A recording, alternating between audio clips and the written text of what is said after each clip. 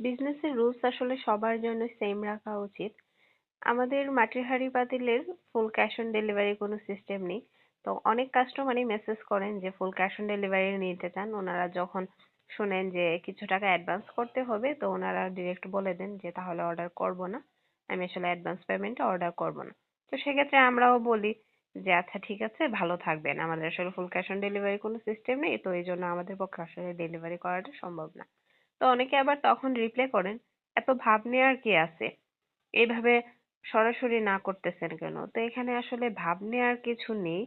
যেহেতু আপনিও advance payment করে অর্ডার কনফার্ম করবেন না, আমাদেরও আসলে কিছু টাকা অ্যাডভান্স অর্ডার কনফার্ম করা সম্ভব হয় না। কারণ বিশ্বাস করেন, অনেক কাস্টমারকে বিশ্বাস করে ফুল ক্যাশ অন ডেলিভারিতে দিয়েছিলাম এবং যতবারই বিশ্বাস করেছি ততবারই ধাক্কা খেয়েছি। কেউ ফোন রিসিভ করে না, কেউ বা আবার বলে অর্ডার করার পরে প্রোডাক্ট পাঠানোর পর যে এখন আসলে তার পক্ষে প্রোডাক্ট রিসিভ করা সম্ভব হবে না। মানে অনেক ধরনের হ্যাসেল করতে হয়। তো মাটির জিনিসগুলা যখন আবার কুরিয়ারে 6 থেকে 7 দিন থাকার পরে রিটার্ন আসে তখন তো আসলে জিনিসগুলো আস্ত থাকবে না। এটা আপনাদের অবশ্যই বোঝা উচিত। তো সবকিছু বিবেচনা করে আসলে কিছু টাকা বিকাশে নেওয়া হয়। এটা আর কিছুই না, জাস্ট একটা রুলস।